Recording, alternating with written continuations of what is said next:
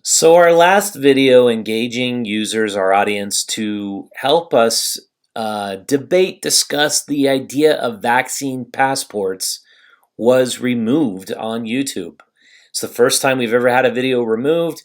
It's the first time we have supposedly committed a violation of the community guidelines on YouTube. Wanted to go into that a little bit because I wanted to basically try to figure out why it's happened, prevent it from happening, and kind of go into the whole issue of why this issue is so difficult to debate. And so, first of all talk about COVID policy aside, whether or not you should be vaccinated. I am not going to get into that. I got into it in the last video, and I think that's where it got us into trouble because we talked about whether or not it was necessary to get two vaccinations.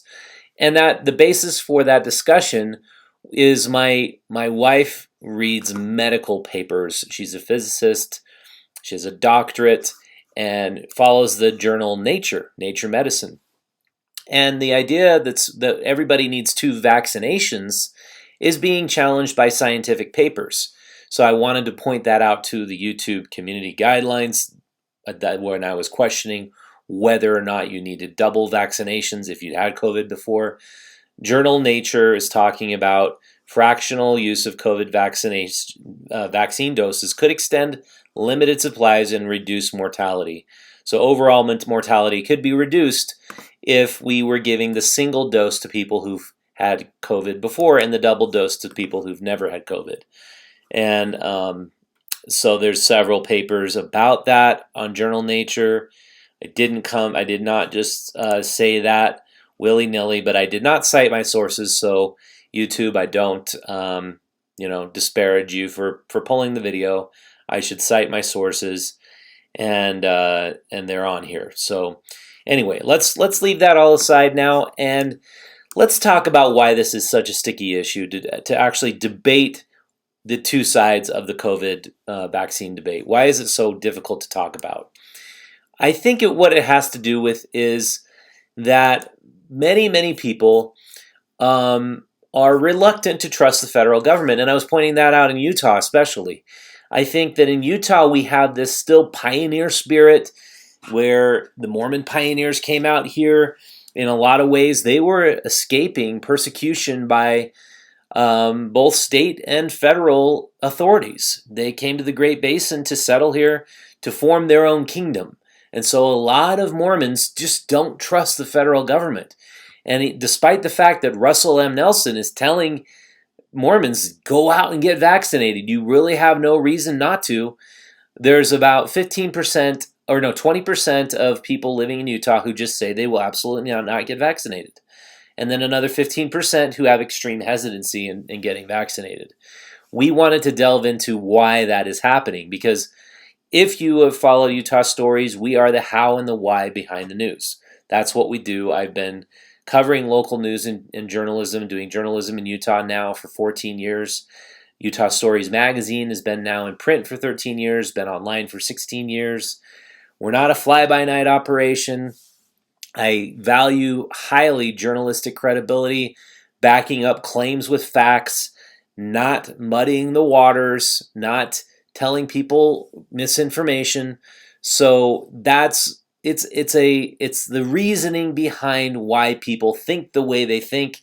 That is actually what inspires me to be a journalist. I don't hold my own opinions in high regard. Every reporter is biased in some fashion or another. Everybody has biases. You just cannot escape that. But I'm more interested in why people think the way they do, why people are acting the way they are, why the world is the way it is. That's really what this channel is all about. That's really the free inquiry of journalism I find so interesting, and it's what wakes me up every day, just asking why.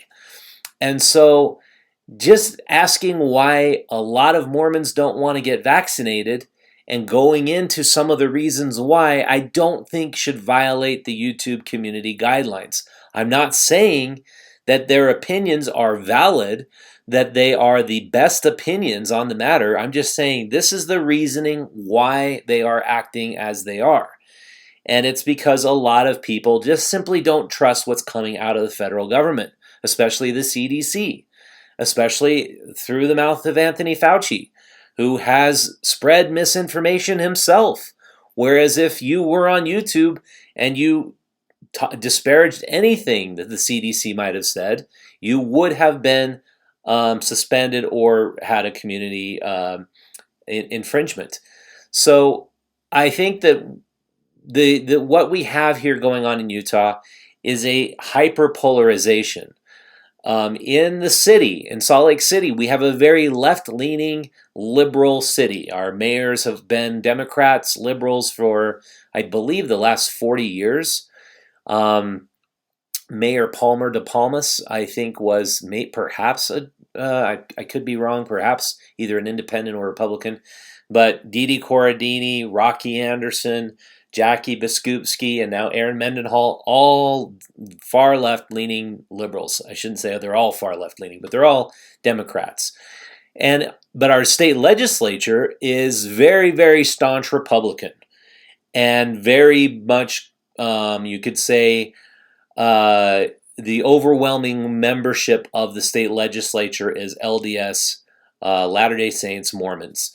And so what we find here is that what happened at the Bayou Restaurant, not this last Saturday, but the Saturday before, was all these people descended on the bayou and they started coming by and they started chanting, and they started saying, you have no right. It's our body, our right. And this crowd of people were. This is the image from Twitter. If you're joining us on YouTube, this crowd of people were demonstrating against the idea of the vaccine passports, and they're highly unpopular, you could say, with the country folk, the people who live in more rural areas. The Bayou posted this on their Twitter page. They wrote, "What a day with all my body, my choice signs. You'd be forgiven thinking that this was a pro-women's right protest at the Bayou today, but oh no, this was not the case. It was Utah patriots. They thought it was a good idea to bring the children to protest that we wouldn't allow them in." So I think the Bayou, of course, has every right to let in their doors whoever they want to let in their doors. They don't have to. They don't have to say, "Come on in." If you're not willing to follow our guidelines, they can absolutely have a vaccine passport requirement. That is their choice. And these protesters, I think, are a little misguided. If they want to change policy, why would you not be going to the mayor's office? Why would you not be going to the state legislature? I think they have every right to protest on the public street, but this is way over the top, the way these men are up on their building. Why would they get up on the building? That's a violation of, that's trespassing, essentially.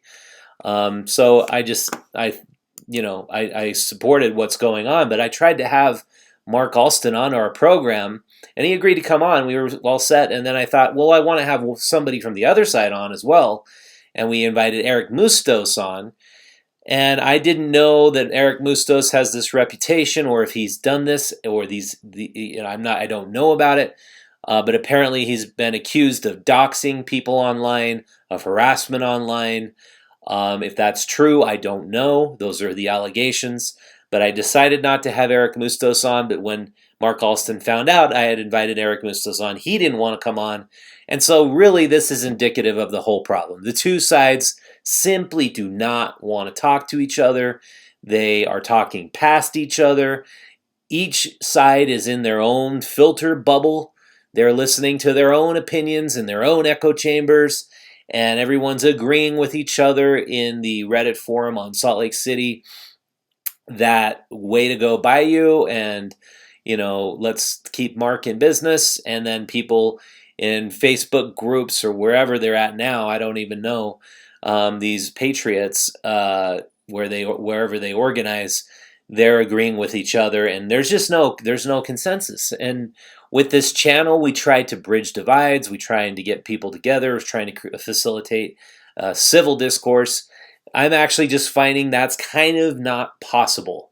So there you have it. That's what's happened with this, us trying to get into this debate. Again, it's hard to get into these super hot button issues. I don't even see the local news touching this very much because it is just super, super heated and very culturally divided. And when we talk about the idea of vaccine passports, this is the point I wanted to make. Now, this is my commentary. This is my opinion now. When we're talking about this, the way I see it is there's no way to create a valid vaccine passport system without tying the passport itself to an ID or a database. There's no way. People will simply counterfeit the vaccine passport and get in wherever they want, and until that system is in place, that's not going to work. And so I see this going no other route than tying our vaccine passports to our driver's licenses. And Utah, being one of just 8 states introducing digital driver's licenses next year, I see that as a big inroad for authoritarianism and an authoritative system that says, okay, that we have one class of people who have been vaccinated, who comply with the vaccination protocol, and another group that do not. I think you're going to see the separation of arenas or just a complete ban on people without vaccine passports. It's just going to create further division and further class cultural warfare in the state if we have vaccine passports. It should be, I can understand the vaccine passport advocates' point of view. If you've been vaccinated, you want complete protection, you want to go out in public, you don't want somebody non-vaccinated coming in and infecting you, so why not require vaccine passports for everybody? I wanted to point out that the problem is there is a lot of gray area and a lot of nuance to this debate because there's a lot of people that have immunocompromising illnesses. There's a lot of people who cannot get a vaccine because that can compromise their immune system to a degree where they're going to not be in good health any longer. And I pointed out that a woman in our office, it wasn't just the COVID vaccine she got. She got the flu vaccine and a shingles vaccine, all these vaccines all at once. It was a bad idea, but she got extremely sick for a number of months. And she was unable to work for a long, long time. And that's just anecdotal evidence, but what's happened is that the vaccine, any vaccine, is going to cause a problem with your immune system. And there's a certain percentage of people who are not going to respond well to the vaccine, any vaccine for that matter. And so anyway, I think anybody gets to make their own choice. And I think that a vaccine passport, if you look at the way the government has treated how the NSA has been exposed for spying on Americans already, how the Patriot Act passed and has been abused, how the FISA courts are abused, all the ways the government is snooping and spying on Americans in the manners in which they've been presented by Edward Snowden, coming forward with the NSA, what they were doing. I think we can see that giving the federal government more control, more power, more intrusiveness into our lives is not a good idea. That is my opinion. That is my commentary. The facts are whatever you go out and find and research on your own. On this program, I want to reiterate, I won't tell you what to think. I'm not going to tell you how to think. I'm going to try to explain to you the how and the why behind the news. So if you like this program, I would suggest you go out to Utah Stories and become a part of our community by subscribing to our digital newsletter. There we will send you one single email a week. We don't spam you, and if you don't open the email, we will unsubscribe you. Also, like and share this video. That's the best way you can help us out. Sharing is caring. If you go share this with several friends and give them what I like to call the 3-episode challenge, listen to 3 episodes of this program. If you like what we're doing, remaining independent, remaining non hyperpolarized, I think that might be a good thing to have spread in Utah. Go a return back to authentic, truth-seeking local journalism. That is really what we want to do on this program. And you can also help us out by subscribing to our print magazine. It's just $24 for the entire year, and we'll send you one issue every single month. And this month only, we have a special going on where we're going to send you our 10-year anniversary issue of Utah Stories magazine if you sign up. We got a lot of signups last month. It's very encouraging. And thank you very much to everyone who has signed up and becoming a subscriber. It really helps us more than anything right now to support our team of awesome local journalists who help produce this magazine every month. And to get out more copies into more hands of people, that's really what we want to do. So thanks so much for watching. Thanks for hanging out. I'll see you next time.